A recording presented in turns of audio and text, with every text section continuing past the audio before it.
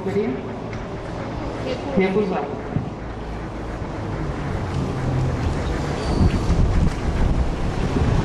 Michele Moreira, defensoria, promotoria? Aceito.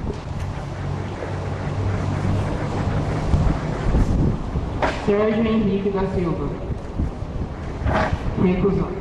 Kênia Renata de Macedo. Aceito. Matheus Oliveira. Recusado. Rosane Gabriela Guimarães. Aceito. Isabela da Costa Horta. Recusado.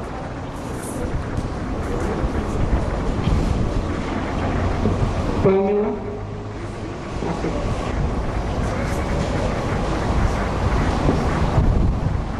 Karine da Silva Ximenes. Recusado.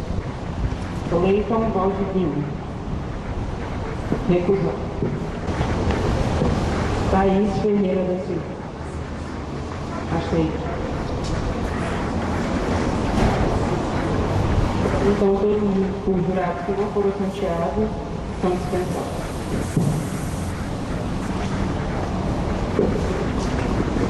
Podem sentar.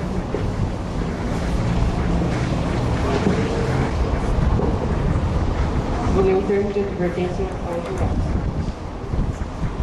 Os senhores jurados, uma vez sorteados, não poderão comunicar-se com outras pessoas nem manifestar sua opinião sobre o processo, sob pena de exclusão do conselho. A função da acusação e defesa é fornecer esclarecimento aos jurados, até porque cada parte possui 1h30, acrescido de mais 1 hora em razão da réplica ou tréplica, podendo ao final dos debates chegar a somente 5 horas de explicação dos fatos constantes do processo. O jurado que tiver alguma dúvida deverá avisar levantando a mão, sinalizando que pretende fazer alguma pergunta. Nesse caso, o serventuário entregará uma prancheta com caneta e papel sulfite para escrever a pergunta, para evitar que tenha a influenciar os demais jurados. Terão nova oportunidade de perguntar ou tirar dúvidas ao final dos debates. Não poderão fazer ligação ao celular, devendo desligá-lo. Em caso de necessidade, deve consultar a juiz.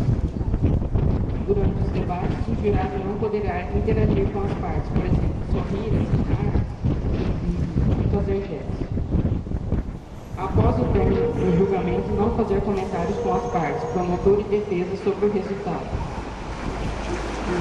Não poderá compor o conselho de sentença do jurado aquele que tiver grau de parentesco com a vítima ou com o acusado, que seja marido, mulher, ascendentes, pai, avô, bisavô, descendentes, filho, neto, bisneto, sogro, sogra, genro, nora, irmãos, cunhados, tio, sobrinho, madrasto, homem enteado.